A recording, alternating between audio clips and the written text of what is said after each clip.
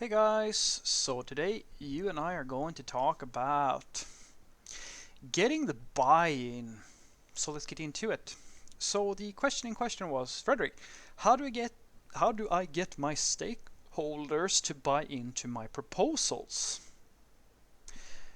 Well, you are going to have to be a senior developer usually with a very strong set of soft skills if you're going to be able to do this all the time. Otherwise, you're going to just have to make your pitch and hope for the best. So, the problem with getting the buy-in for something is that in order for me to answer this question, I need to get you into a mindset that is very hard for a lot of people to understand. Because if you are a code monkey, or if you're a philosopher, or you're very passionate about engineering, or like overly passionate about engineering, you will never understand this. And what I want to tell you, and I want to say this in the nicest way possible, is that the people who are going to decide whether or not you get to do something don't give a shit about what the trendiest thing is. They don't give a shit about what your favorite solution is going to be or what the ideal solution is going to be. None of this matters.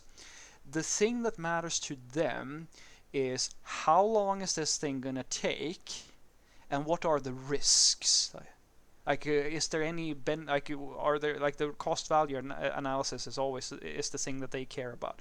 And if you can't understand that, you will never be able to get the buy-in for anything. You will never get it, because I've seen this 100 times before. The worst developers, the most frustrated people that I ever that they usually go really bitter. Like, some of them get really bitter, or they go apathetic and they stop caring, because they keep coming back with these big ideas about how we're going to change everything, how we're all going to just live in this perfect world where their technical vision is going to change this company. We're going to change all the processes and we're going to do all of these things. And nobody ever hears, like, nobody cares. Nobody hears them. Well, they hear them out and the first few times, and then after a while they stop listening to them because it's always the same. It's always the same thing with these people.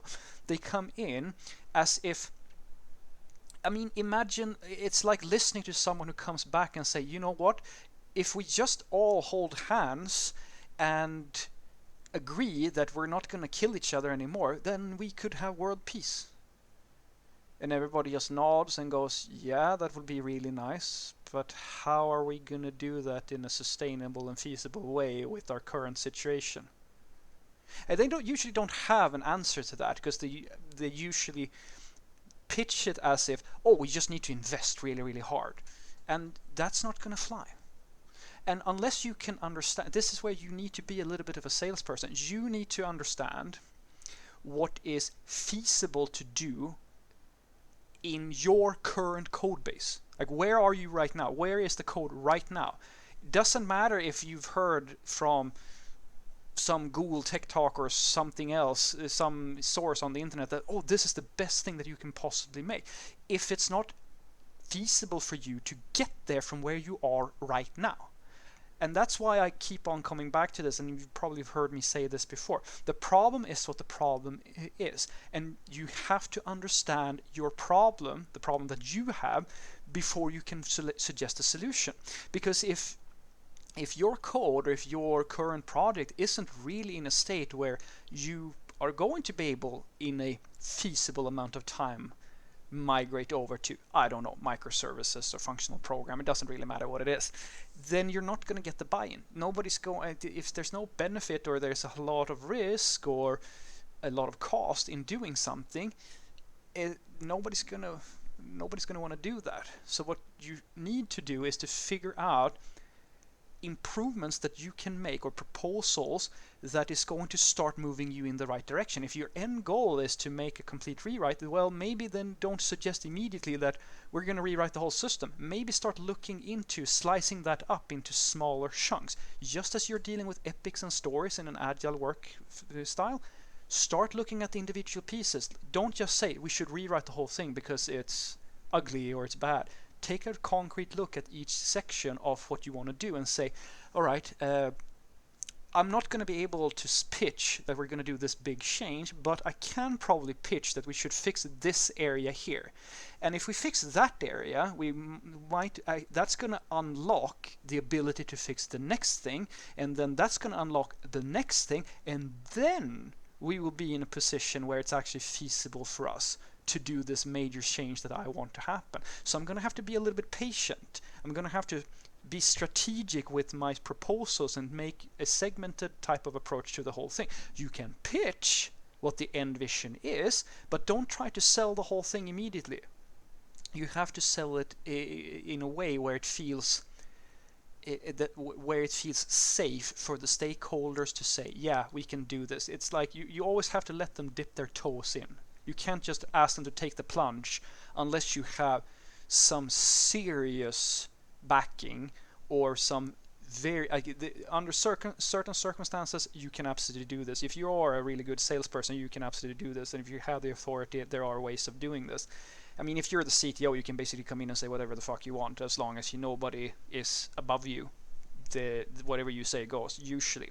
But that's the thing that a lot of developers don't get when they want to get the buy-in. The other part of it is, as I was saying, the sales part. Like, you have to have the soft skills to do this.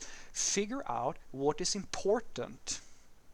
Because nobody cares if you say that, oh, we should just have a bunch of unit tests. If you don't know how to market the suggestion of unit tests, if you say, yeah, if we just write unit tests, the code is going to get better, that's not a really strong sales pitch. However, if you say that, well, I checked the numbers and we're on average, we're actually spending this amount of hours on fixing bugs right now, and the system is kind of unstable.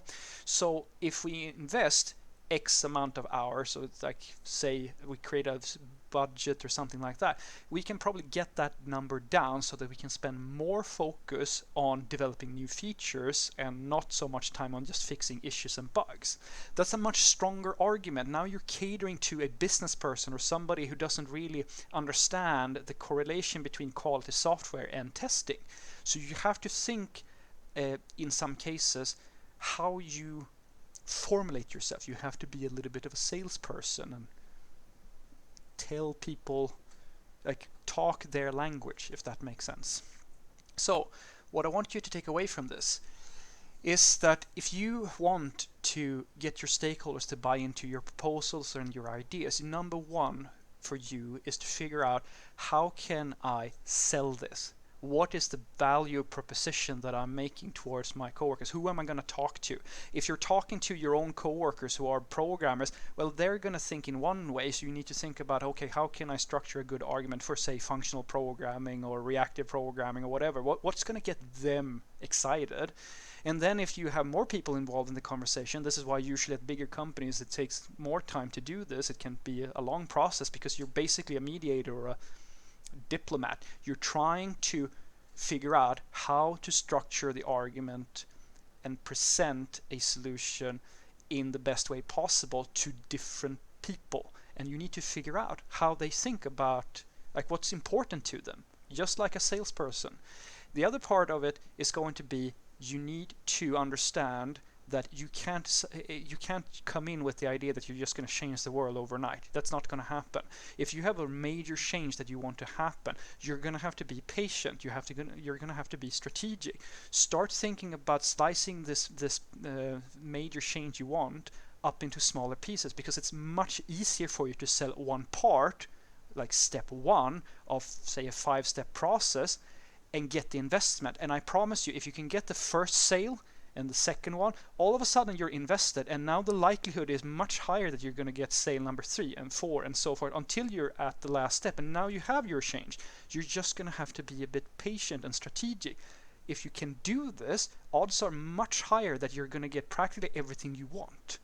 And as a side bonus, I'm not going to say this too loud. If you do this, you're going to get ahead of all your coworkers, and odds are that you're going to get promoted because you can actually get things to happen. Have a great day.